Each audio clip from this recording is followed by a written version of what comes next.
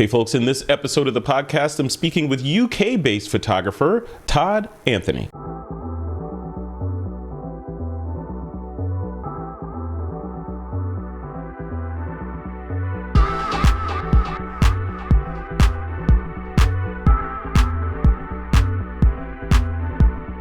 Hey folks, welcome back to another episode of Light Artists Podcast. I'm your host, Frederick Van Johnson. Today I have the honor of sitting down with Mr. Todd Anthony. He's a UK-based photographer, and over the past year or so, he's been diving into the world of NFT. We're going to talk about the world of photography from Todd Anthony's perspective, and also his experiences in NFT and sort of the crypto space to date and how he's feeling about all that. Todd Anthony, welcome to the podcast, man. How are you doing? Hey Frederick, how's it going, man? Thanks for having me on. No, it's going great. It's good to have you. Thank you for coming on. You know, I want to start the interview with just a little bit of background, kind of an origin story before we dive into all that NFT stuff. Tell us a little bit about you as the artist, right? And what drove you into just sort of the genre of photography as an art form? Was it the Spider-Man origin story of like your dad or an uncle gave you a camera at 6? It literally was. It literally was. Really? All right, do tell. So, yeah, I'm originally from New Zealand, and then moved over here about 17 years ago now to London. So long enough to know better. It was literally my dad gave me a camera when I was probably, it must have been about 9 or 10 maybe, and brought it home from the office one day that they had one in the office, and he brought it home and gave it to me to use for a couple of weeks, and it never quite made it back to the office again. So I spent a lot of time in my garden taking photographs of my cat or anything else that walked around. It wasn't particularly highbrow at the time. So and then once I did that, it was taking photographs all over the place. And then went to school, did photography at school, did a year at university doing photography, and then I kind of fell out of it for a few years. I used to row pretty much sort of semi-professionally for New Zealand as for my age group when I was about 23. So I sort of was rowing, and then spent all my time doing that basically, and wasn't taking photographs, and was living over in London at the time, and sort of picked up the camera again a couple of years later, and I was like, I remember this. I like it. It's what I enjoy doing. So from there, it was slightly tangential progression to where I am now, and I joined cruise ships as a photographer. So I spent sort of 3 years of my life traveling around the world, taking photographs of overweight passengers on cruise ships, and it was the photography wasn't exactly great, but what it did teach me was how to approach people and sort of chat with people I've never met before, basically the sort of cold calling, as it were. Kind of got my bug for traveling the world as well, and doing everything else, because all the ships I was on were going to Asia, and went up the Amazon River, Antarctica, all over Europe. So so once I did that, I was pretty hooked, and then went back to New Zealand sort of 3 years later and started assisting advertising photographers. So that was sort of where I started to cut my teeth in terms of learning about how it works as a business and that sort of style of photography. And then some years later, here I am. And now you're loving it. Yeah. So what a journey. So it sounds like from around the 9, 10-ish phase, you got bitten by that photography bug, right? And it's like, okay, like everybody else, I think a lot of people have a similar story of, the initial excitement, and then there's a lull, and then a rediscovery of, okay, I love that thing, I got to go back to it, and you just do it since you've been doing it since then. I want to talk about that cruise ship stuff a little bit, because I know a couple of photographers. I got stories, man. I got stories. I bet. I personally have never been on a cruise ship. I don't even know what that's like. I've seen, I kind of get what it is, floating hotel, casino kind of thing, but I've never set foot on a cruise ship. How is it? What's a day in the life of a photographer shooting on a cruise ship? What's that like? It's not so much a job as a lifestyle, I think, really. There's a lot of drinking. Oh, good. I like it. We did a lot of that. It's all pretty cheesy stuff in a way. You're sort of basically making situations that the passengers have to get their photographs taken, and so it's as they get on board the ship, they have a photograph taken. As they if they're at the dinner table, you go around, you take photographs of them at the dinner table. There's a formal night each cruise. They're all wearing their tuxedos. So you set up some studio lights and do a portrait shoot for that.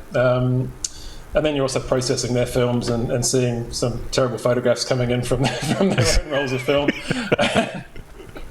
And then the great thing was that because of what we did, we didn't really have to be doing much when we were in port. So pretty much wherever we went, we'd be able to get off straight away and go and explore, which was awesome. Which not everyone on the ship gets to go and do. So it's a pretty weird sort of. The periods that once a week I had to get dressed up as a pirate and run around the restaurant, getting my photograph taken with passengers while one of the other photographers took our photograph. And so we're talking like 500 photographs every Monday sort of thing. So it wasn't very often we did it with complete sobriety because it's just too much to face otherwise. Oh my God, yeah. What that sounds like is like what I would imagine a Navy photographer. And I was an Air Force photographer for 8 years, combat photo. And what you're describing, I think, is what people signing up to be a Navy photographer think that they're getting into. But then it's not that, right? It's like, I'm going to be on a cruise ship, traveling the world, taking photos of exciting people, and true, but usually those people are under duress when you're very, very under duress, yeah. But it's a big business, though. I mean, I worked for Disney Cruise Line for a while, and there was 9 photographers on there, and we were turning over probably $100,000 a week, I think it was, in sales. It's just bonkers. That's great. We have to record something separate that we just dive into cruise ship photography. Stories of. Long list of stories, As I'm thinking, God, it's like it would be like living on the Love Boat, but with your camera, right? A new adventure every week, or every day or whatever. Whenever the new passengers come in, there's always new drama. I literally have a story that could be called One Night in Bangkok, but it's not the time or the place for it. All right, I'm going to need to hear that story. Definitely going to need to hear it. So let's switch gears back to NFTs a little bit. I want to talk about just before we started recording, you revealed that you've been playing in the space like many others for about a year now. That's been sort of your journey. What brought you into NFTs? Like what was the I want to get in it because I see all these people making a ton of money. So there's a new way to monetize my photography, or was it more from a collecting standpoint? What brought you? Yeah, I guess I'd sort of heard it being bandied about a little bit, and hadn't paid a great deal of attention to what it was. Sort of had a vague understanding of it, and I'd actually had a bit of contact with Ruben Wu just through Instagram. Before long before this, he had a page set up there, and he shared one of my shots, and then I was following him, and then saw he was into it, and so that's what sort of made me aware of it. And then I was actually back in New Zealand last year for what was going to be 7 weeks, and then we thought, hell, let's stay for 7 months, and then at New Zealand ended up going into lockdown the day we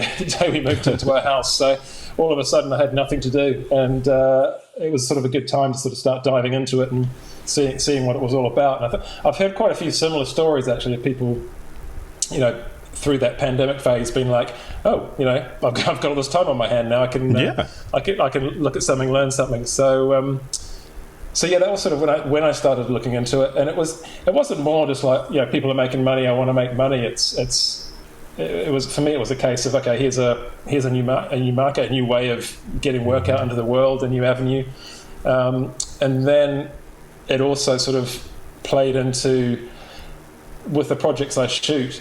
I self-fund them basically through my advertising work. So advertising is where I do my day-to-day, and then it pays well, and then I use that money to then shoot my personal projects that I want to do for myself that make me feel good and not not morally questionable like advertising can sometimes tiptoe into. Right. So you're spending. I can spend a vast sum of money on a project, and it seems to be incrementally getting more and more the further into it I get. So sort of suddenly looked at NFTs could be a way that that could also help to fund projects like that. So to keep those wheels in motion. That way I'm not relying on ad work in order to go and shoot something, or I think it just can free you up a little bit, basically, potentially provide another way to do it.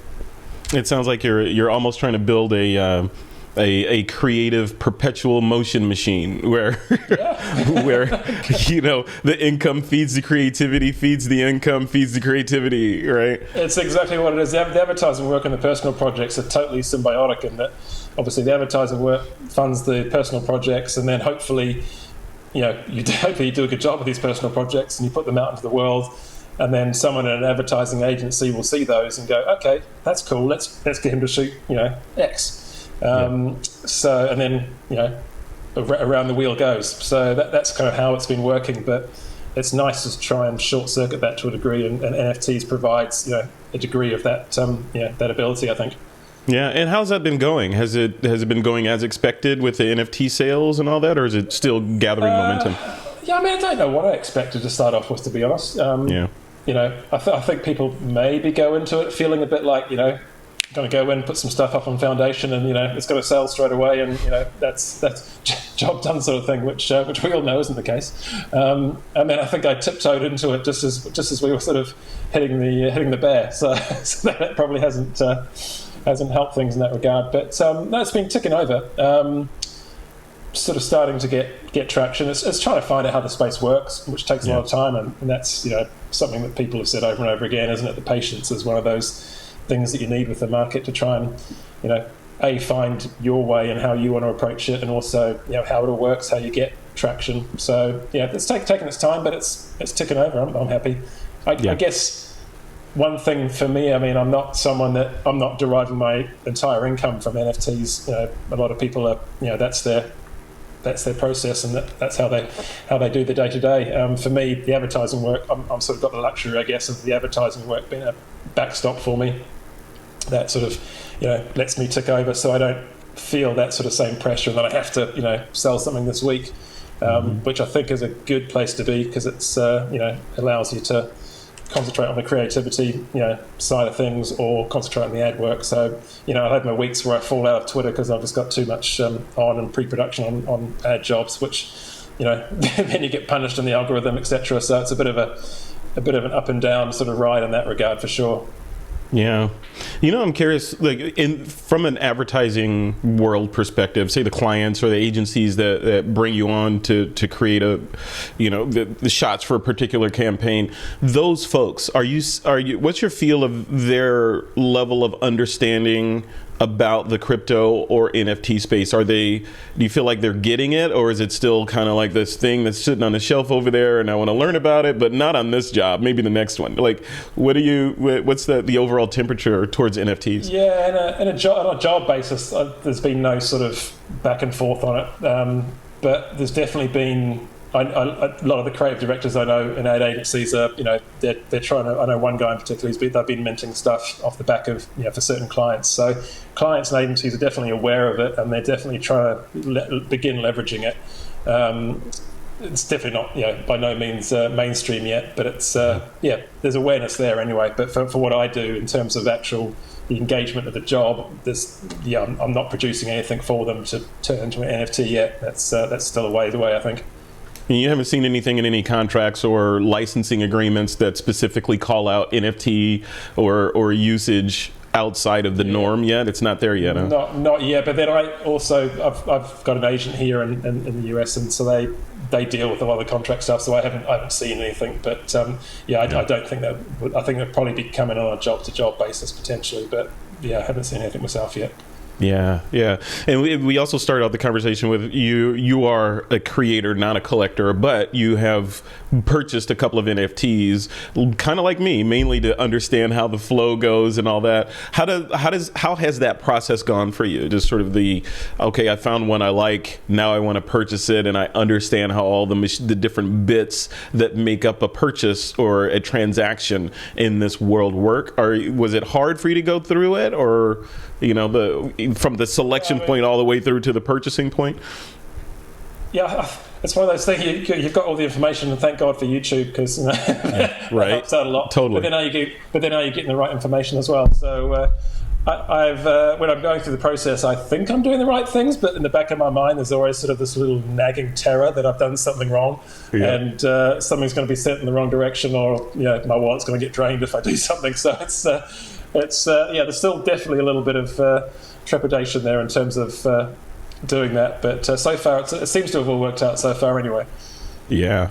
I mean, it's good. It's a long-term play, right? A lot of this, or all of it. And I think the way that I approach this, I don't know if you're the same, I'm curious, is this is all a learning phase in this particular era that we live in right now, from understanding the bear market and the bull market when that comes back, and the transactions and the different tools that you need to even create a transaction, from the wallets and all that stuff. It's all a learning experience right now, which I think a lot of us have gotten there. But when you get to that point, like where you are now, you understand how it all works. You've purchased a couple of NFTs, you've created NFTs and all that. When you have an NFT kind of floating out there in the world, and you see a collector is looking at it and thinking of purchasing it, what do you want them to be thinking? Like, you as the artist, like, what do you want them to just like, oh, this is great art, just like one I'd see hanging on the wall and I want to purchase it, here's some money? Or do you want them to feel something differently about it because it's in this medium and because there's more of a connection to you as the artist versus just buying something from a gallery? What's your overall kind of mindset around that? Yeah, that's a good question, actually. Obviously, the art has to be front and center. I think they've got to be into the image. They've got to be into the ethos behind the image. For the work I produce, there's a story behind all of it. It's not just, hey, here's a pretty photograph. So I want them to be invested in the story behind it as well as the art itself. Always a believer that there's no point in I like the visuals to back up the story as well. You can't just have a great story but an average photograph. I think you've got to find that happy medium. I guess what NFTs do is it allows, you touched on buying from a gallery sort of thing, which to me seems, you might be getting a tangible print, but it seems like there's a level of detachment between the artist and the collector in that instance. And I think what we do have a chance here, even though we're not meeting in real life, more often than not, is a chance to connect socially, social media, with the collector, before, during, and after the purchase. And people that have purchased images from me, I'm in touch with still. We chat back and forth. So that's something that definitely adds to it, I think, and that's something I think personally is quite important. I'm definitely like a relationships person. In real life, I'd much rather sit down with someone and have a beer, have a coffee, have a chat, rather than just talk on the phone or what have you. I like to be in front of someone, talking. Yeah. So although it's not quite that, it's as close as you'll get, and we've got the added advantage of you can do it to anyone all over the world. Which if you're in a gallery's in New York, it's not in London, this particular gallery. So it's sort of that another level of detachment from it. So the fact that we're all online doing it means that we can all, it doesn't matter where you are or who you are. Yeah, you can connect. Yeah, it kind of reminds me of, I don't know, analogy, and maybe it's a flawed analogy, but analogy might be how when you're at a restaurant, say it's a really nice restaurant and you have a nice meal, and then the chef comes out to ask you how the meal was, right? And you have that interaction with the person that created the thing, and it just makes that thing even better, right? It's like, oh, I know who, I understand kind of what went into this, and it's not a faceless work. It is actually tied to another human, and it kind of makes it more personal at that point. It's same thing with these, right? With NFTs, someone purchases exactly it. Yeah, they can speak to the chef and say, hey, what was your motivation about that? The chef's not a horrible person, because that would totally kill it. Not a celebrity chef, right? I'm doing my best not to be a terrible person. So yeah. I did shoot Gordon Ramsay once. He was very nice. Don't worry, it's fine. Oh, you photographed him, or did you shoot him? Yeah. Just because I don't know. I've seen him recently, so I don't know. No, he was sound, nice guy. Yeah, I love that. So, as an artist, like when someone's looking at one of your pieces, whether it's NFT or otherwise, is there a piece in that art where you, or some kind of thread in your work that you want them to see and know that this is Todd Anthony? Like, this is a Todd Anthony piece. I can see it clear across the hall. Or from an advertorial or advertising perspective, is it more of, I've executed this work, this is what the client wants to a T, and I've gone beyond that, they're satisfied, on to the next one? Or do you want that client to know that this is Todd Anthony? Yeah, I think you have to They have to know it's yours, because otherwise, it could be anyone. Commodity. It takes exactly. Just take it's going out to get milk. It doesn't matter. You're not too worried about who made the milk. You got your milk, sort of thing. So I think you need to have that. Advertising wise, you're still trying to make sure your style's on it, because you want them to come back and come to you for being you, not just for being a photographer. I'm not just there to execute whatever their concept is. It's a case of, we want him to execute our concept because he does it in this particular way. So that's spills over into the personal work too. I guess the difference between them is that advertising, I've got to work within their stylistic framework to a degree, because each brand has their own sort of style guidelines or tone they want to get across. Whereas the personal work, I get free reign to go and be me, do whatever I want. So in my personal work, there's definitely things in there that, even though project to project the style might subtly change, people tell me at least that they can spot my work, or it feels like me. So it's definitely something I feel more than actively. I'm not going out and saying this is how I want this to be. I still shoot each project on its merits and how I want it to look for that project, and a lot of my individual bodies of work all look slightly different, but there's something that makes them all coalesce into being me. It could be color and tone, that sort of stuff. I love working with those things to massage an image and make it mine. Where does the inspiration come from for your personal work? Is it just current events, or do you have a sketchbook of things that you want to knock out over time, or is it emotional? Is it political? Like where does the inspiration kind of strike that makes you feel like, oh, I can't not make this thing. I gotta go shoot this right now? Yeah, it's evolved a lot over the years. Like initially it was me just out shooting landscapes a lot of the time, and that was because I guess it's accessible. It's easier in the fact that you don't have to rely on anyone else or lights or any of that sort of thing, or dealing with people. And then it all kind of triggered off for me. It's all people based for me now, so it's swung 180 degrees. And it all started off with one project, sort of probably 2012-ish, when I was actually on a road trip in America shooting landscapes over on the West Coast, and I stopped off at a Motel 6 one night and wondered sort of where the hell I was, and checked out, jumped on Google. I was in a place called Sun City in Arizona, which is this retirement city. It's got about 35,000 people in there, and you've got to be over 55 to live there. So basically, rather than a retirement village, it's an entire city, which in America is a bit more common, but from New Zealand and England, where I am now, that's not a thing really. You just I've never seen Todd. I've never seen that. There's okay, so it's not. There's an entire. I've seen communities and master plan communities that are 55 and above, but I've never seen an entire town or city. This isn't in America. Okay, this is a unique thing then. Yeah, it's 55,000 people live there. So it's started back in the 60s or 70s, I think. Wow. It's sort of grown from there, and it's kind of this weird mix of Tim Burton meets. I forget the other director's name now. Spielberg? No, definitely not Spielberg. No. But yeah, it's all built in concentric circles, lined with cactus and orange trees, and everything's all very sort of Stepford Wife-esque and sort of perfectly groomed. And so while I was sounds like the beginning of a horror story, man. That sounds like, that's like Soylent Green or something.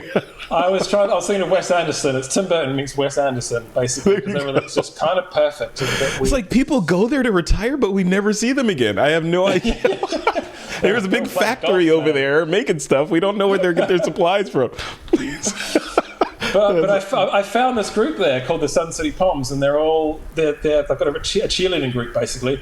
So they train twice a week. They do about 40 shows a year. They all wear the full sequined outfits with the pom-poms and the boots and everything else. And I think the eldest member was 84. And they're quite incredible. And I didn't shoot them then, but I went back about 3 years later to shoot them, which was a good thing because I'd sort of got better at what I was doing by that point in time. And so that was sort of the first of sort of what I am now, basically. Yeah. It was the first people project and sort of started to whet my appetite for what what drives me, what makes me tick and do more of this. And from there, the projects have sort of evolved. I mean, that's a very bright, poppy sort of vibe in that project. And then as I've progressed, I've got sort of more, even though they had a great story behind them, you know, and a very motivational story, the story's playing a bigger and bigger part in it now. So going back to your question, now that I've taken us on a massive tangent, is in terms of selecting projects, I got a list of sort of things that pop into my head. It's not my idea. It's me researching on the internet and going out, trying to find human interest stories that that are little known. It's trying to find things that haven't been done, basically, because there's some great things out there. You go, oh, that's a fantastic idea, but someone might have already tried tackling it, or it's just not. It might be a great story, but it doesn't work quite as well visually. So I did a project out in Japan, and that was slightly different because it was on the decorated truck culture out there. And for that one in particular, I went, right, I want to shoot some subcultures. I want to find some interesting stories. Where's got interesting subcultures? Japan's got loads of them. So I limited my research for that particular project just purely to Japan. And again, it was trying to find projects that weren't ones that, because we've all seen some awesome, kooky stuff come out of Japan, but it was trying to find something like that we hadn't already seen. So that's what made me dive into that decorated truck culture shoot there. And then my Bolivian project, again, I was hunting for the Cholitas stories. I was hunting for human interest stories and literally came across a little thumbnail of these amazing Cholita climbers up on a mountain somewhere. It was just a crappy low-res JPEG, and I was like, what's that? And was instantly sort of like, okay, got to dive into this and find out what this is, because visually it hit me straight away. And then the story backed that up 110%. It was it's an amazing story. The Cholita climbers, they down there, they've all sort of started off working as cooks and things at base camp for European climbing groups that go over there. And women, they don't climb mountains. It's not the done thing. Right. So a group of them all got together and went, right, we're gonna climb mountains now. We want to see what's up there. Our husbands are guiding them up there. The Europeans are going up there. We want to see what's up there. But they do it in their traditional dress. So they're climbing 6,000 or in feet, sort of 14,000, 15,000 feet mountains. But they're doing it with their traditional dresses and shawls and everything else. So and then my latest one, the Flying Stars, again, that was following a similar process of trying to find human interest stories, and that one had been on my sort of list for about a year as I tried to sort of wrestle with, was it the right project for me? How could I approach it to make it different? Because that's always something, every project I do, I'm trying to figure out, someone may have shot something to do with it before, but it's how can I approach it in a way which is going to be unique and different, rather than just going and, I don't just want to take a photograph and that's it. It's like, how can I put my spin on it? How can I elevate these people that I'm shooting to make it something that people are going to pay attention to as well? Yeah, no, absolutely. Yeah. How do you put your own seasoning on it to make it Todd Anthony, right? Absolutely. Yeah. If there's someone's listening to this, they're a collector and they're looking at one of your projects or one of the shots that are in the Light collection, and they're like, okay, I got to have that one. It's a Todd Anthony piece. I absolutely need to have that one. What would you want them to know about you? Like, there's a collector that's getting ready to swipe the credit card or throw some, or bring out the digital wallet, and they're interested in knowing more about you as an artist as it relates to a particular piece of yours. What's the one thing that you'd want them to take away? Ooh, juicy question. It's about the people for me, basically. It's about their stories and trying to elevate people that like I said, I'm trying to find these little known stories that people haven't heard of yet. And I guess that's what's great about NFTs as well, is it opens up a whole other landscape for people to find these stories and be introduced to them. So for me, it's trying to get those stories across, basically. My latest projects, purely for that reason, basically. That was the Flying Stars one I touched on. Mm-hmm. It's purely about me trying that project in particular. I didn't want to walk in there and say, hey, I'm just taking a photograph, thanks very much. I've done my bit, I'm out now. I wanted that work to have a tangible benefit for the people I was shooting, moving down the road. So, which is something I started doing with the Bolivian project as well. That was a case of, they do their own guiding tours around the mountains, and they started off with a couple of hundred Instagram followers, and by the time my project went out, it went pretty viral. They've now got 18,000 followers, and people booking their tours. So it's, that's had a real benefit for them going forward. So that's great. That is great. Yeah, so much to do. That is so much to do. If you are approached by another photographer, right, and someone is considering getting into this NFT game and commercial and advertorial photography and all the things, what's the one bit of advice? You can only give them one or two bits of advice. What's the one or two bits of advice you would throw at this relatively new photographer that's excited about getting into the NFT space? Patience is definitely definitely one of them. Not going out and expecting it all to happen at once. That's got to. And I would say personally, I'm basing this on my experience. Obviously, is that I think don't put all your eggs in the one basket as well. It's, I guess, same as financial advice, isn't it? Even though we're dealing in crypto, this is still an art-based thing that we're talking about. You need to have multiple fingers in pies. So for me, it's my advertising work. I sell prints as well from time to time, and then I've got the NFTs too. So it's sort of diversifying and making sure that you can support yourself without having to rely purely on one of those strands. Yeah, that's probably one of the bigger things for me. Yeah, absolutely. Yeah, it's I don't think the world of NFTs or blockchain, to use a better term, are going to go away anytime soon, right? So I think it is, personally, I think it is a must that any person, any creative for the most part, at least understand how it works, right? Even if you're not going to play, you need to understand how it works, have your digital wallet and all that stuff set up, because kind of like a prerequisite these days, you can't not understand a primary way that some of the consumers of your work may want to consume it, right? So you got to... It's only got to get bigger, exactly. So, if you don't know... And it can be intimidating as well. We touched on it earlier, I think, in a comment you made about... sorry, I'm stumbling away now. You need to sort of...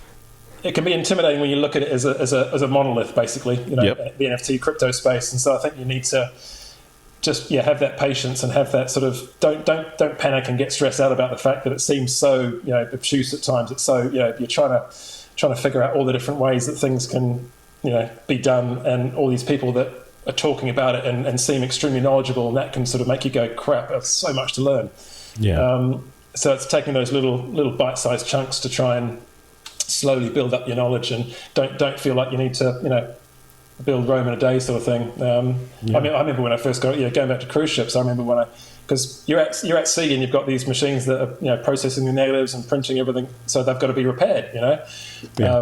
And I remember getting on there as a newbie, and there's the assistant manager who also his job is to run the lab. And if you're at sea, I remember we were in the South China Sea once, and our machine just completely broke down. You've got to know how to fix that. And when you first start, you're like, how the hell does he know how to break this machine down and all the parts and the chemicals and everything else? And how do you learn that? And when you're first there, it's like, whoa, this is how am I going to get my head around that? Not possible. So it's a similar sort of process in that you walk into the space and you go, okay, shit, this is big. There's a lot to learn here. So it's just chipping away at that, really. Yeah, one bit at a time. It's like how do you eat an elephant? One bite at a time is the key there.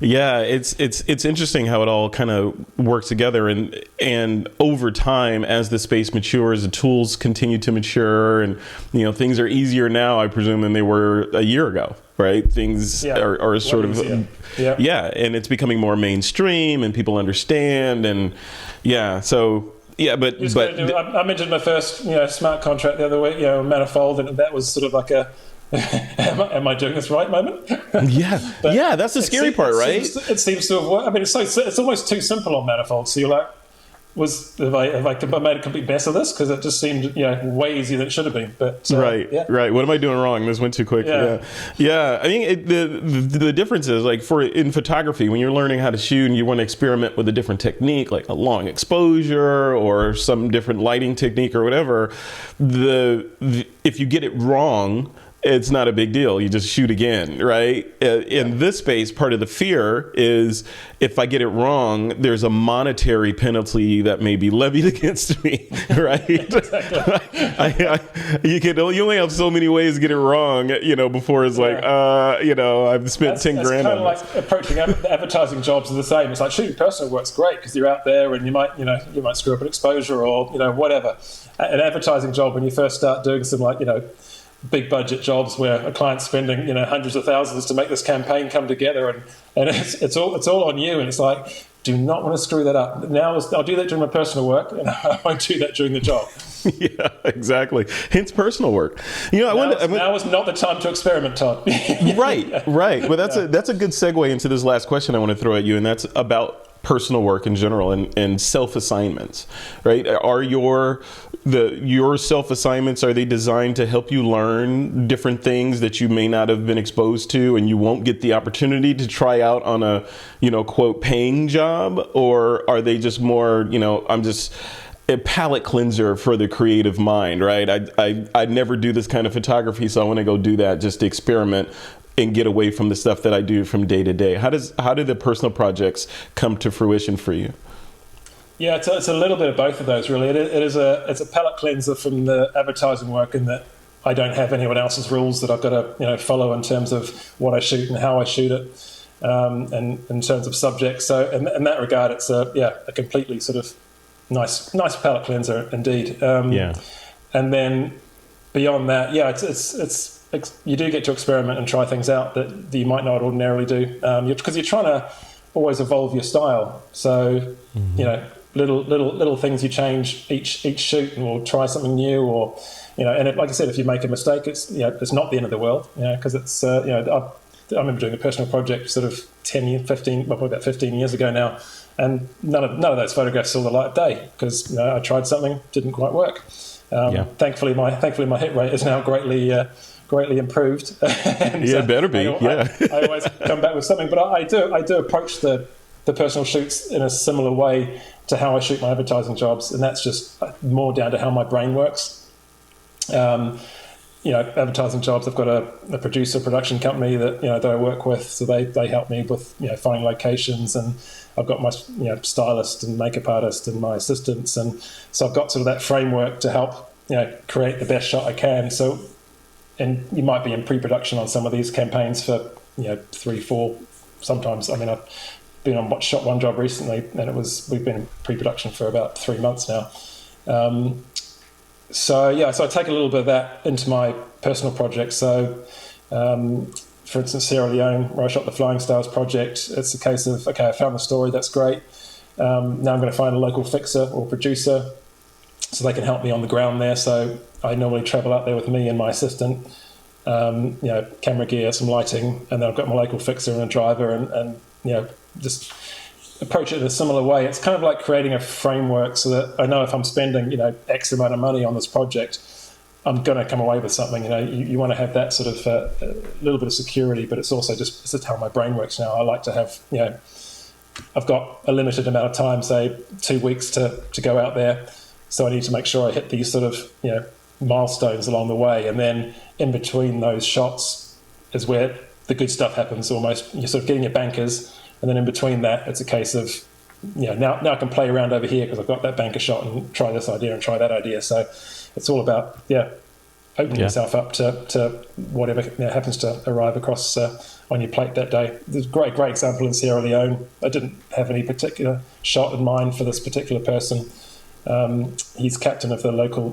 Basically, the story behind the Flying Stars is that they're all amputee footballers in Sierra Leone.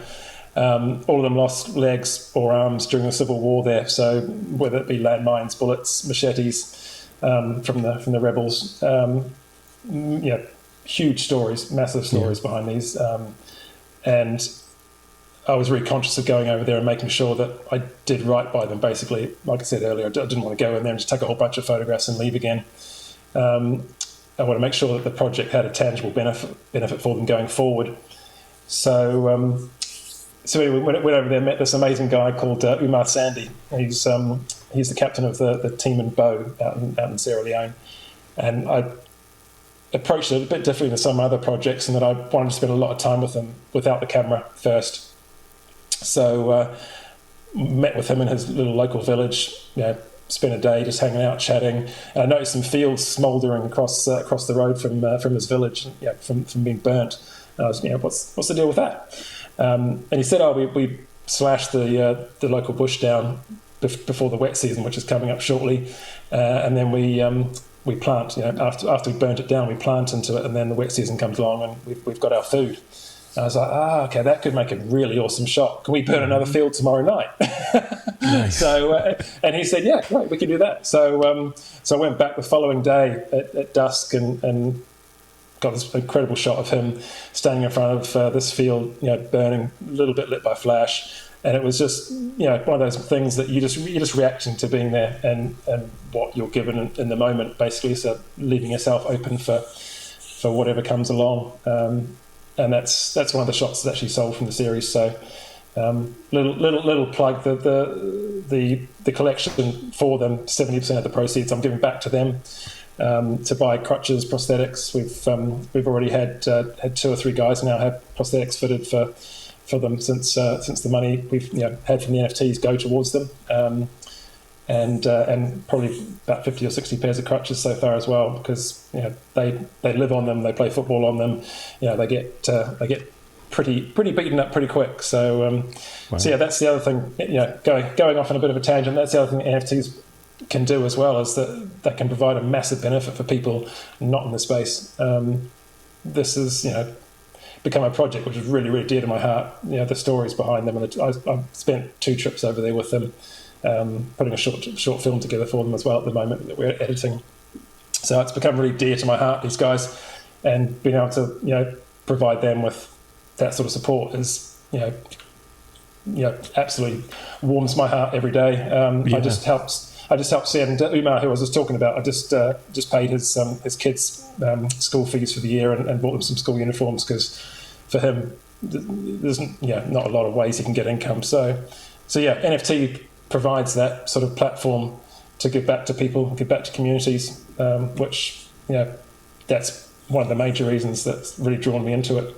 Yeah, isn't that great? I mean, I didn't really think of it from that perspective of, because an NFT is almost like an annuity, right? Where you create this thing and it's just going to, if marketed properly, it's going to generate revenue, and that revenue can go towards sources, right? So you could literally go from just create this, hey, I'm a tourist, I'm passing through this area, creating a bunch of images that I'm going to share online for people, and they're going to think whatever they think about the images. You could flip that, and I'm going to do a self project where I go into this area and photograph these people, and they're going to be recompensed with some sort of revenue that comes from these photos, right? And it's predictable and it's trackable and all the things. That's amazing, right? That's really cool. It's been really good. And the collectors, I've sent videos of the players back to them, all that sort of stuff, because I'm in touch with them frequently. So that's really nice too. So it's a sort of it's reinforceable, basically, that you can say, hey, look, this is where the money is actually going. You can see the benefits and the fruitions of it. So it's been a pretty amazing process. So Todd, I will end with this last question here. One common denominator that I see amongst photographers or creatives in general is obsession, right? Whether it's obsession over the next project they're working on, or obsession over the next camera that they want to get, or some software, or the next computer, or the next trip. There's always something sitting on the horizon that they're going for. What's the object of your obsession right now? That is a good one. The film for Flying Stars basically is taking up all my spare time sort of away from work, because that's like I said, over 2 trips I think we got something like 17 hours of footage, and so we're now trying to whittle that down to sort of 8 to 10 minutes, and then music, editing, all that sort of stuff. So sort of that's my complete obsession right now, which takes a lot of time. Are you doing the editing for that yourself, or are you working with people? No, I sort of dive in and out of it, but I've got a great editing company I work with, so which you kind of need, because you need people that have I'm sort of so in it because I've been there twice, and you spend all that time with them, so you almost get too close to it, Yeah. Got a cat's tail coming in the shot there. I love it. Let's remove Fluffy from the shot. No, the cat needs to be in the shot. Come on. She'll get in there if she wants to. That's right. Yeah, so you need someone who's giving a fresh perspective. So I work with a couple of great editors on that. Yeah, that's fantastic. So, what's the sort of location, or where's the Todd Anthony roam? Right? Where do all roads lead to? Is it your website? Is it Instagram? Is it some other location? Where would you like people to go to connect? I'm on Instagram still, but it's kind of dead there now, isn't it? Yeah, it is, isn't it? It is. It's just like I sort of just go on and have a little swipe, and then I haven't posted in about 6 months, I don't think. So yeah, there's my website, which is nice and easy, just toddanthony.com, and but yeah, Twitter's where I'm spending most of my time, as we probably all are. Yeah, absolutely. Yeah, the party has moved over to Twitter, it seems, or other sites, right? Well, cool, man. Well, thank you for coming on. I appreciate your time. Awesome, great story. Yeah, it's really interesting what you're saying about how to, you're picking self projects that benefit other people and using the power of NFT to kind of fund those and help those people out in the process. So it's not a one-way street where, hey, there's foreigners dropping into this location and harvesting all these great shots and never to be seen again, right? It's quite the opposite. That project in particular, it was just such a, that's why I struggled for about a year before I even went out there. It was like, should I be doing this project? Is this my project to do? Right. So it's, right. You've got to, but then no one else is telling the story. So I was like, okay, yep, I've got to go and do it. But then, how can I make that worth something for them? So that's a big one for me. That's great, man. Congratulations on that. That's amazing. And you sent me some photos. I'll post those in the blog post or the show notes for this episode, so people can check those out. Or, and of course, they can just head over to your website, etc. That I'll link to from the blog post as well. Oh, before I let you go, there's one shot that I have to ask you about that you sent over. And there's one from cruise ships you've got hold of, or is that? No, I need those shots. I need that one night in Bangkok shot. No, there's a shot of the two women that are kind of suspended in air with dresses on. Like what? Yep. Give me the story behind that shot. So that was the cholitas, the climbing cholitas that I was talking about earlier. That was I found them as a project. I was like, yes, I'm going. Took me about a month to get down there. Normally it takes me 6 months or a year. But while I was sort of research, I found them. I did some more research and went, oh my god, there's another whole group of cholitas that do this incredible thing, and they're wrestlers, and they wrestle in the lucha libre style of wrestling, and they were first started as a group from women that were experiencing spousal abuse, and it was their way of releasing stress and tension and having a group around them of like-minded people. It's now evolved into the fact that they are now the Cholitas Las Voladoras, the flying cholitas. And they perform. It's basically like your WWF or your Lucha Libre. They perform a couple of shows a week. They're a full. They wrestle with the men.